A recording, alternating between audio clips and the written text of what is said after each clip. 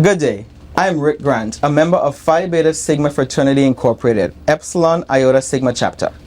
Virgin Islanders have a passion for many things. This includes a culture, food, music, and yes, a good election. With that said, you're tuned in to the 2022 Croix Senatorial Candidates one-on-one interview dubbed Just for the Record. Phi Beta Sigma and Zeta Phi Beta are non-partisan Greek-lettered organizations. We uphold a different standard of brotherhood and sisterhood. We engage in true service and promote scholarships. Through various programs, we encourage social, political, and philanthropic leadership which strengthens our respective communities and members. Up first on today's program is Mr. Devin Carrington. Good day, Mr. Carrington. How are you? I'm well. Good morning. How are you? I am well, thanks. Good, Thanks, sir. good. Thank you for joining us. So, Mr. Carrington, you are seeking a seat in the Croix district of the 35th Legislature of the Virgin Islands. For those that might not know you, who is Devin Carrington? Devin Carrington is a person who is a lawyer by training, musician by birth. I've served in the government of the Virgin Islands in several different capacities. I was a social worker for juveniles. I was a teacher. I went back to law school at a pretty late age, 37, and came back and served here in several different governmental departments, Department of Health, Department of Planning and Natural Resources, Waste Management, Board of Education, Department of Health, all as legal counsel. I also served as a commissioner for the Casino Commission, and my last stint in government was the commissioner of the Department of Licensing and Consumer Affairs. Okay, so you appear to be a very well-rounded and civic-minded human and Virgin Islander. So what do you feel are the top 3 issues facing the Virgin Islands? Top 3, it's really hard to say the top 3. If I had to choose 3, it would be health, it would be education, and it would be energy production and energy costs. Okay. What would your former employees say about you? I would think that they would say that I'm a fair-minded individual. I think that they would say I'm a competent individual. And I think that they'd say I'm pretty easy to get along with. Okay. And what would your former supervisor say about you? My former supervisor would likely say that I'm hardworking. I'm not totally organized, but that I somehow get the job done. Okay. And what is one thing that people in the Virgin Islands would be surprised to know about you? Most people would be surprised to know I'm a musician. A lot of people don't know that I'm a musician. And what instrument do you play? I'm a bass player. Bass player. Okay. So if you were given the opportunity to serve as chair of a committee in the legislature, which would it be and why? It'd likely be agriculture,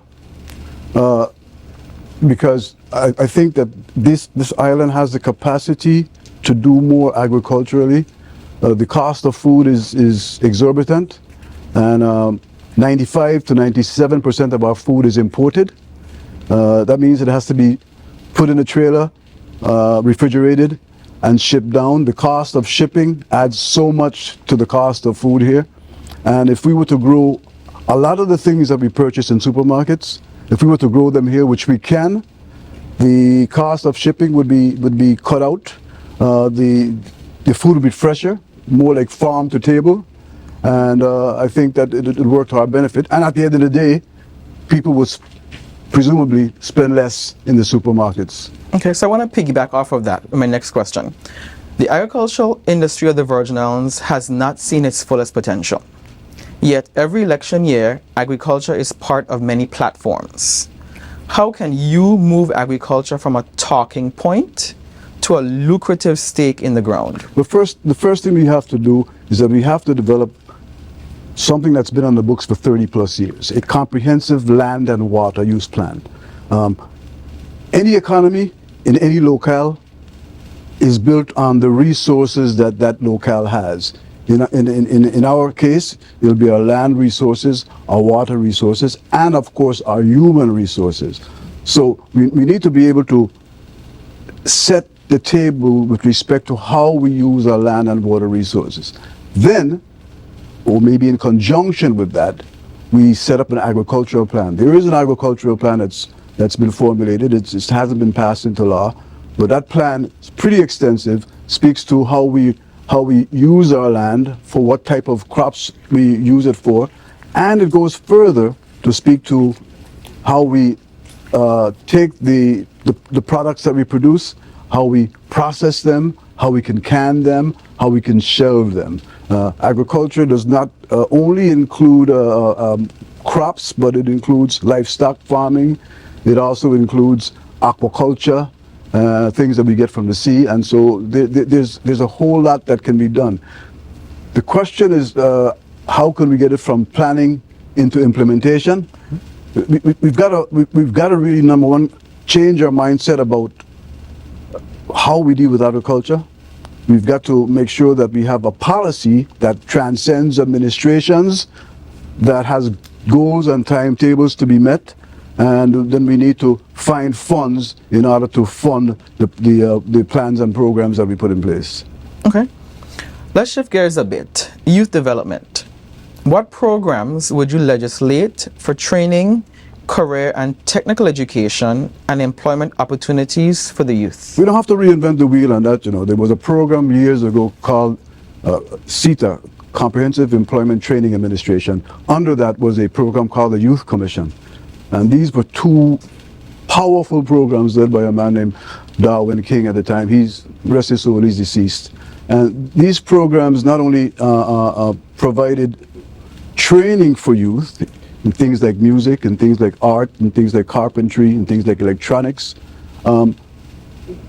They also segued, they provided a segue for those people who are trained to do jobs within the community as apprentices. So there's no need to reinvent the wheel. That has been on the books. The funding is important, of course, but there's no reason that we can't redevelop such a program to allow the children, to allow the youth to realize their potential, to develop themselves, and to develop discipline, because skills, whatever skill you teach, teaches discipline. Self-discipline is what I'm talking about, and provides guidance for young people to realize that, hey, I've got potential, I can realize this potential. Okay, so speaking of reestablishment, because I'm convinced you're either cheating to look at my paper or you're just really on point today, do you support the reestablishment of the Youth Commission? Why or why not? Of course I do. One of the things I did prior to going to law school, I was a mentor at the Police Athletic League in Frederiksted under a gentleman by the name of Reinhold Jackson Jr. And I was the music program director, totally volunteer position. And I helped to develop some really good musicians, some of whom are working worldwide with different artists. And I say that to say that music, and I'm going to use music as one example, music is a microcosm of how a skill taught to young people can foster discipline, can foster a sense of accomplishment, and a sense of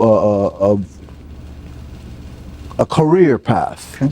And so back to the Youth Commission. The Youth Commission, that was the very essence of the Youth Commission, to provide avenues for young people to be able to develop themselves, to help young people realize the skills they have and the potential that they have if they develop those skills. So in a nutshell, yes, the redevelopment of a Youth Commission is a no-brainer. Okay. How can we as a government prevent brain drain in the Virgin Islands? It's interesting. One of the things we have to do is number one. Let me attack from 10,000 feet. We've got to first foster a mentality of what I'll call nationhood. Okay? We are. If you define nation really loosely, a set of people with the same culture, the same values, the same language, the same food, the same way of dress, the same music. So in that sense, we are in fact a nation of people, a Crucian nation of people, or a Virgin Islander nation of people, if you want, or a Caribbean nation of people, because we have so many commonalities. So we have to first develop that mentality that we are a nation of people. Once we do that, our people will know that you got to come back to serve the nation, to grow the nation. I understand the allegiance to America. It's historical, it's political, it's economic. But at some point, we have to realize that we've got to build our own society, our own nation. If we can get there, if we can get that mentality, if we can foster that mentality, then we can have people say to themselves, wherever they go, that I've got to go back, I've got to build my nation, I've got to help to build my nation. The building of a national mentality starts right here in these schools. We need to be teaching our kids more about the accomplishments of our people, because if the children learn the greatness of their ancestors, they then can know the greatness of their potential. Okay. And so, and then people got to get out of the way. I mean, some people need to really get out of the way and let the young people who have talent, who want to contribute to the nation, come back and do so. Okay. What does good governance mean to you, and how have you contributed to this ideal in the territory? Good governance is a term that has broad implications, but let me try to crystallize it to the best of my ability. Good governance is accountability. Good governance is full representation of the people who are being governed. Good governance is honesty. Good governance is a thought process which says, I'm doing this not for myself or not for my favored friends, but this is for the benefit of the wider community. This is for the benefit of the collective. Good governance has to come and start from right here and from right here. I mean, you can legislate all you want to not steal this, not to embezzle that, but given the fact that we are so individualistic and sometimes so materialistic, people find that they've got to do for their own pockets. Okay. Good governance is a mentality that has to be developed. Okay, and how have you personally embodied good governance? Let me use an example. When I was licensing and consumer affairs commissioner, there's always a cry about the price of food in supermarkets. And so what we tried to do is that we tried to develop a cadre of consumers. It was called the Consumer Watch Group. And what we did is that we brought people in and met them, taught them the consumer laws, about price laws, about stocking, about outdated items and such. And we had them be our eyes and ears in the supermarkets. And so that because we had only a limited amount of officers who could police these hundreds of markets, we knew we needed help. And good governance is organic, it's from the ground up. So we figured that bringing people from the ground up, people who were in these markets, people who were affected by these prices, who would have the passion to say, hey, I got to help do something about these prices. We brought them in and tried to develop this cadre of consumer watchdogs, so to speak. Okay, we're going to take a quick commercial break and we'll be right back. You're looking at Just for the Record. I vote. I vote. I vote. I vote. I vote. I vote because the beautiful Virgin Islands is my home and it deserves a better tomorrow. I vote because it's the key to my present and future. I vote because it's my voice in what happens in our community. I vote because I have to. My parents over the years instilled in me the importance of being a part of the democratic process. I'm excited about the process, and I want to ensure that I have a voice in what happens in my world, in my community. I am a Virgin Islander. Virgin Islands is where I call home, and it's my right to vote. My ancestors has given us the privilege and the right to vote. There are many people in different countries who do not have that right, and I say, if you're at home complaining, you're unhappy about how things are in the Virgin Islands, you have a voice. Go out and vote. Make a difference in the community. That's why I vote. I vote. I vote. I vote. I vote. I vote. I vote.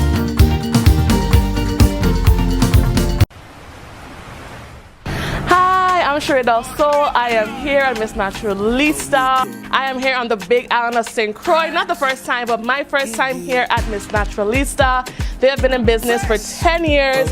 They sell everything, and I can't wait to see what they have. Hi, welcome to Miss Naturalista.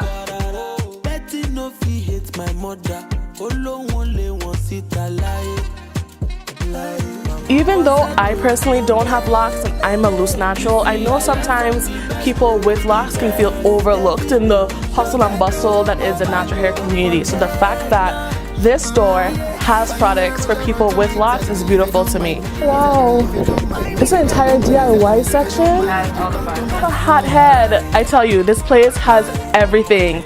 I love using my hot head for my pre-poo. If you don't know what a pre-poo is, it's basically just throwing conditioner on your hair before you shampoo or do a co-wash. Just gets it nice and warm with this. It deeply penetrates into your hair strands. It gives you the conditioning that you need. I love it. I love using this for that, and I highly recommend it. And it's right here at Miss Naturalista. Welcome back to Just for the Record. Mr. Carrington, earlier you mentioned being a lawyer. Given your legal background, what type of governance can the people of the Virgin Islands expect from you? Well, you know, being a lawyer, I believe, is an asset to being a senator, because one of the things that senators do is they write laws, and people may not know, one word, two phrases can change the whole complexion and the whole intention of a piece of legislation. So being able to understand how legislation is written, I've written a lot of legislation over the years, how legislation is written, how it's interpreted, and the effects of legislation on people. That's an important asset to have, and I think that would bring a lot to the table for me in my service as a senator. Okay, speaking of which, are there any current laws that you would amend?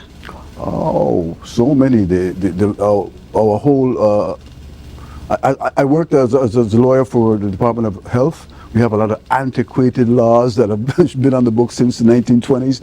Need to go. Well, education. I think we need to revamp our whole. A lot of the education laws that we have. One in particular, I would empower the Board of Education rather than the Department of Education to have power for the day-to-day operations of the education department. Let the board, for example, hire the superintendents and all the people who manage the schools, so that the elected board makes the decisions on education, and if the people don't like that elected board's decisions, they vote the elected board out and bring a set of elected individuals who would do what is best for education.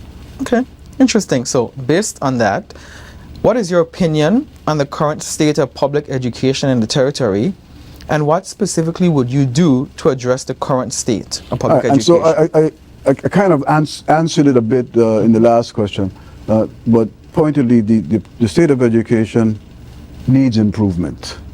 We've got so many students with so many great potentials, but I don't think that we're doing our best to develop, give them the tools to develop that potential.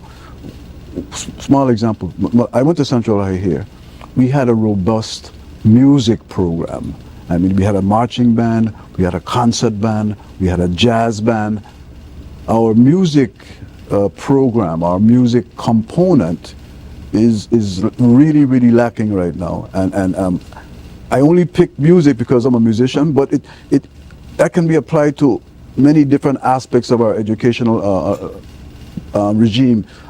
Music is an art and a skill that teaches discipline, that teaches people their potential, that can provide a career path. Another aspect of our education that's missing, I went to Central High once again, we had what was called the Future Farmers of America. We actually had farms in the school. People would learn farming techniques in the school to provide the possibility of a career path.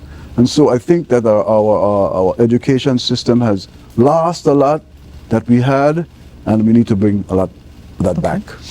Saying that, identify one strength and one weakness of the current public education system and expound on how we can build and improve upon the strength and the weakness. One strength of the public education system is that it provides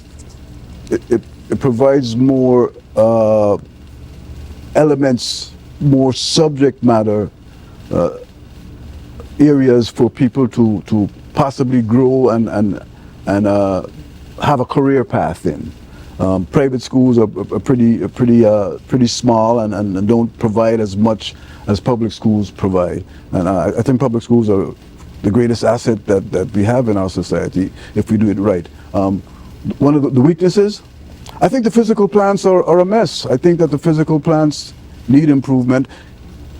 What I would do is that I would advocate for smaller schools, smaller community type schools, schools that are attached to communities and people can take pride in the school, that people can say, hey, let's go over this Saturday and clean up this school. And smaller schools with smaller school populations are more manageable. And we used to have those back when I was, in school. We've got a smaller amount of schools now, and I think that we follow a trend that we see from the United States to have these mega schools rather than having smaller schools that are more community inclusive. Okay, so let's shift gears to the economy and small business development. What are two untapped economic development opportunities that you feel are underdeveloped, and what is your plan to contribute to the development of these industries? I would say agriculture is one. The potential for agriculture in St. Croix is enormous. I think that I spoke to somebody about that the other day. I mean going to cut no bush and plant no plants. I said, yeah, you may not, but there are people who are interested in that. We have small farmers on the road that make a living off of farming. Mm-hmm. And I think that the potential for, with the ample agricultural lands that we have, with the good soil that we have, remember St. Croix was once called the breadbasket of the Caribbean. Mm-hmm. Agriculture is one area in which we can definitely expand. I think that the second area is tourism, but not the type of tourism that the classic type of tourism where a ship comes in and people go on the beach and umbrellas. And I think that St. Croix has its own character, has its own characteristics that it can sell, historic eco-type tourism that we can tap into. We need to sell this island for what it is. We can't try to be like Hawaii or St. Thomas or Miami. We've got to identify our strengths in the tourism sector and exploit those strengths to build a unique, distinct tourism product that St. Croix alone has.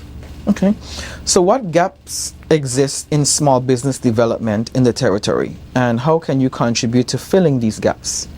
Small business. I think that one of the things that small business suffer from is the cost of energy. I've spoken to enough business people who've told me that WAPA eats into their profits. WAPA eats into the money that they need to buy more supplies, to stock more things, to expand their business. So energy production and energy costs is an impediment to growth of business. And I think that what we've got to do is that we've got to make the move to wean ourselves off fossil fuels and use the resources that we have to make energy more accessible and cheaper. Okay. What is your position on mental health services in the Virgin Islands? I'm going to expand it a little bit because one of my pet peeves is not only mental health services but senior services. And I'm going to cite to you a personal example. My father died in 2020 at 95. He suffered from dementia for about 8 years.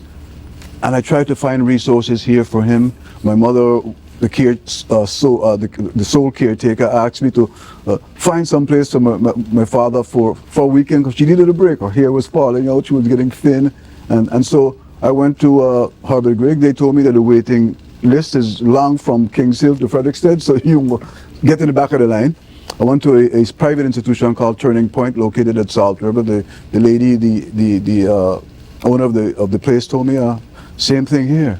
So we have a lack of facilities for people who have mental issues, and for seniors, and with the growth, with the aging of the baby boomer population, of which I'm a part. We're going to see more incidents of people with mental disabilities and things like that are going to need facilities to be able to help them. Okay. Crime in the territory fluctuates. There's often an uptake and then a downward slide. What do you think are two contributing factors to the uptake in crime, and how can these factors mentioned be addressed? I look at crime from three perspectives. I think that people need to realize that crime does not happen by itself. I think that number one, we've got to revert to being more family oriented. Family guides children, family teaches children. When children come out of a good family, generally they come out with a set of principles that guide them in the right direction instead of going wayward. So family is important. Number two, we spoke about this before. Government, private concerns, and the church must be part of a effort to be a village that raises the children. When I was young, I was in the Boy Scouts, really great institution. Taught me discipline, taught me skills, taught me camaraderie. It taught me that we can do things together. All the Boy Scout troops when I was growing up were sponsored by all the churches in the Virgin Islands. We don't see that anymore. Private institutions private concerns, private businesses need to step up as well to provide avenues, to provide outlets for young people to develop themselves. And thirdly, I think that we need to have a serious conversation with the federal government. Our federal relationship has it that the feds control all our ports, the airports and the seaports. Good friend of mine that I worked for years ago, former senator, said, we don't have gun factories here, we don't have gun shops here, and we certainly don't make guns here. And so we need to speak with the federal government to see what they're doing to prevent the proliferation of the import of guns that keeps escalating. Because let's be honest, a lot of the gun crimes, a lot of the violent crimes that we deal with are being done with that guns that are unlicensed. One more thing. When people think about crime, they think about the violent crime. But we have a lot of white-collar crime that goes on in government, and we don't pay much attention to that. Naturally, violent crime is more sensational, it gets more headlines, but there's a lot of white-collar crime within government, within business, that we need to pay attention to as well. Okay, so speaking of crime, what practical suggestions do you have for police recruitment in the territory? One of the things I think that's really important for police recruitment is to I think we need to look at developing skills from high school. I think that what we try to do in our education system is that we try to send people, we think that everybody's academically minded. Everybody's not academically minded. People have different skills. People have different potentials, leadership skills. So we need to look at our students and see what their potentials are and guide them in that direction. We also need to be able to teach our potential recruits about government and governance, about laws and crime, and we also need to make sure that when we recruit young people to become police officers, that they are psychologically fit to do the job. I think we often overlook psychological training and psychological evaluation with respect to recruiting of our police officers. And at the end of the day, sometimes we have egg in our face when we get a lot of bad eggs on the force that give policing a bad name. Okay. So let's say you are elected to the 35th legislature. What can the people of the Virgin Islands, St. Croix in particular, expect from your first 30 days in office, then your 90 days in office mark, and then your 180 days in office? My first 30 days in office, I think I would want to present as much legislation as possible. As the process goes, you have to take pieces of legislation and take it to legal counsel's office, and who's first in line gets dibs on that piece of legislation. Secondly, that's the first 30 days. Within the 90 days, between the 30 days and the 90 days, the legislation that I propose, I would want to meet with the stakeholders, the interesting people, interested parties, community stakeholders, with respect to what a particular law is, so we can flesh it out, because making law, it shouldn't be in a vacuum. It should be done in a way that all people who have interest in what the law is, all people who are affected by the law, have a say in how that law is implemented. So I would tweak those legislative proposals within the 30 to 90 day period. And then you said 120 days? 180 days. 180 days. Well, if the process permits, and the process doesn't always permit because there's politics involved, I would want to have some of the legislation on the floor for consideration by the different committees and ultimately by the full body. Speaking of politics, how do you plan to navigate through the hills and valleys of politics? I'm a musician, and musicians learn how to play in harmony. Now there's dissonance in music, disharmony in music, but that only happens in different genres of music. I'm using music to answer your question, to say that I'm accustomed to playing in harmony with other players, and I think that's part of my personality. And I feel that I can find harmonic alliances within people in the legislature to be able to transcend politics. Because at the end of the day, what we do is for the collective, not for us individually. Okay, so let's say you are elected. At the end of your first term, what would be your legacy? What would people remember you for? I would think that they would remember me for a person who was a stickler for policy rather than personality. Too much of our politics is personality driven and not policy driven. I'd want to be remembered for a person who invites organic democracy, participatory democracy, by bringing people who are affected by the legislation I propose onto the table to have discussion on how the legislation can be tweaked, how it should be implemented. And I would want people to think that that I'm an honest person, that I'm not doing this for me, I'm doing this for the generations after me and the generations to come, just as our ancestors did what they did for our generations. My goal is to leave a legacy that impacts my children, your children, their children, and the generations of Virgin Islanders to come. And I think that I'd like to leave a legacy that says, this is a gentleman who wanted to build a Crucian or a Virgin Islands nation. And that's what I think we need to do in order to go forward as a people. Okay, Mr. Carrington, thank you so much for your time today. I'm going to allow you to close and tell the people of St. Croix why they should vote for you. I think I'd say to people that I am dedicated to making these islands a better place for all of us to live, regardless of who you are, where you came from, what your color is.